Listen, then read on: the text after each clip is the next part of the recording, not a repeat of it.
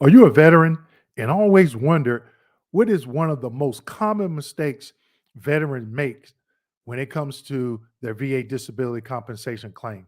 Stick around and I'll let you know.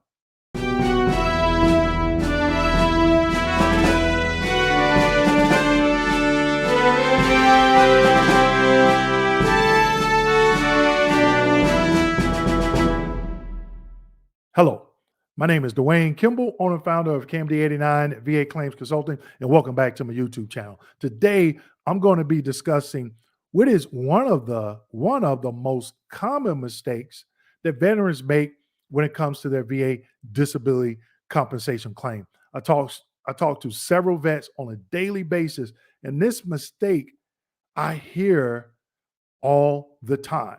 And that mistake is veterans think that they can go to the VA medical center and get a diagnosis, and that automatically qualifies them for service connection.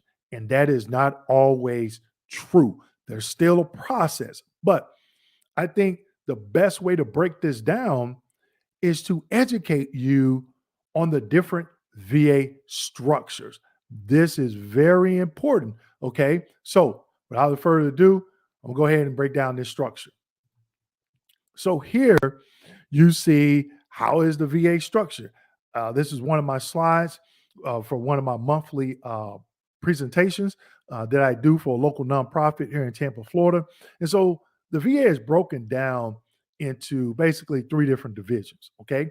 So you have the Veterans Benefit Administration, also known as VBA, Veterans Healthcare Administration, known as VHA, and then you have the National Cemetery Administration. All right. So let's look on the far left, Veterans Benefit Administration. Within the within the Veterans Benefit Administration, VBA, you have home loan guarantee, insurance, veterans readiness employment, voc, also known as voc rehab, and then compensation and pension benefits. The majority of my videos, I am talking about VA compensation benefits. Okay.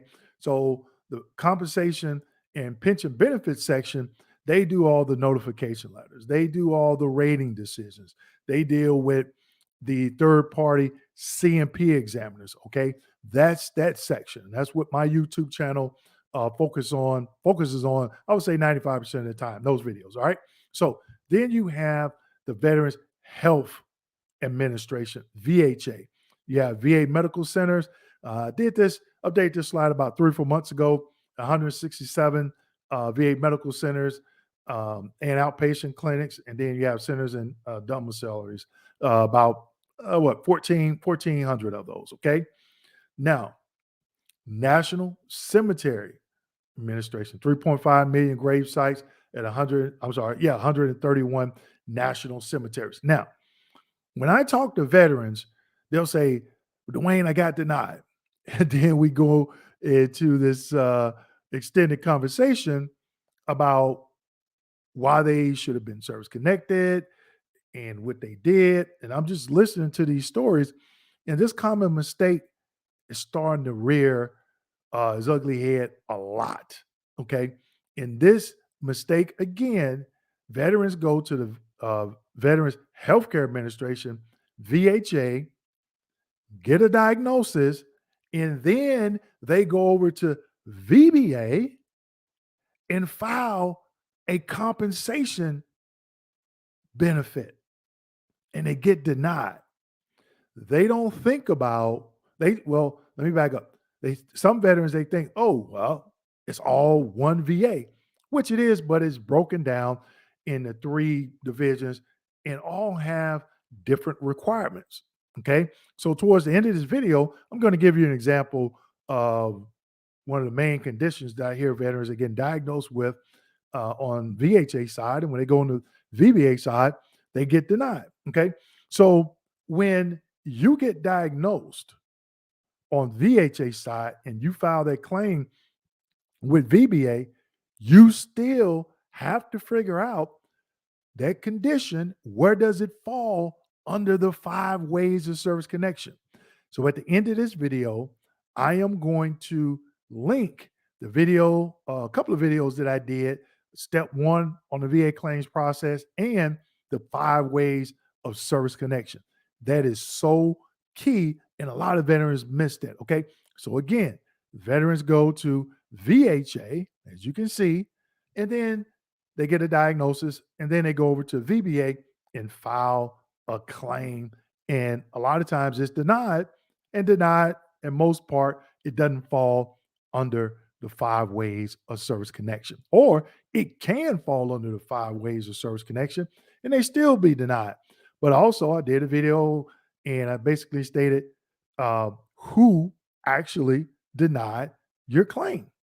All right. Was it the rater or was it the VA CMP third party examiner? Okay. So it's very simple. You can get a diagnosis on VHA side of the VA. Okay. But it doesn't mean it's automatic service connection with VBA. Okay. You still have to meet their criteria, their criteria, meaning VBA. Now, I told you I'm gonna give you an example. Here is one example that I've been seeing from veterans this year and last year. Okay. They'll go to the VA, do a sleep study, and get a diagnosis of sleep apnea. Okay. Nothing wrong with it. And the VA assigns them a CPAP machine. Nothing wrong with that. And then they say, oh, well, I had sleep apnea when I was in service. I know I did. They go to VBA, file the claim, and they get denied. They call me, Dwayne, I don't know what's going on. I got a diagnosis of sleep apnea after a sleep study at the VA. Why did they deny it? They diagnosed me. Doesn't work that way. So if you feel that it's related or due to your active duty military service, you need 3 elements: current diagnosis, which you do have, a link in service, which most veterans don't. I didn't. And that link is a complaint, diagnosis, treatment, injury, or disease while on active duty. Okay. And then there's certain stipulations that veterans that are National Guard and Reserve have to meet outside of active duty. Okay. And then they need a nexus. Well, you have one of those. All right. But you don't have the other 2. Now, let's just say you're claiming it secondary. Okay. Now, this is different. You're claiming it secondary. Sleep apnea mostly claims secondary to PTSD. 9 times out of 10, a VA third party CMP examiner is going to say no. I've talked to some private doctors and nurse practitioners, and they say, yes, there is a link between sleep apnea and PTSD or any mental condition. And there's studies out there to show it.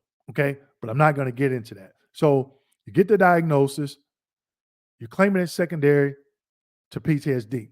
You filed a claim, the VA, they give you an exam with the third party CMP examiner, gets denied. But what if you, the veteran, go out and get your own sleep apnea DBQ with a nexus statement? Now, those 2 need to be actionable and sufficient.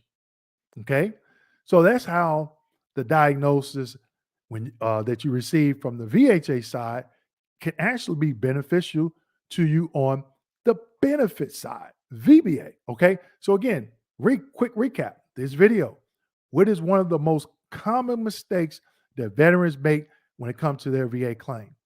Going to VHA, VA Medical Center, Healthcare Administration, getting a diagnosis and thinking, oh, since the VA hospital diagnosed me, that means I should be service connected on the VBA side.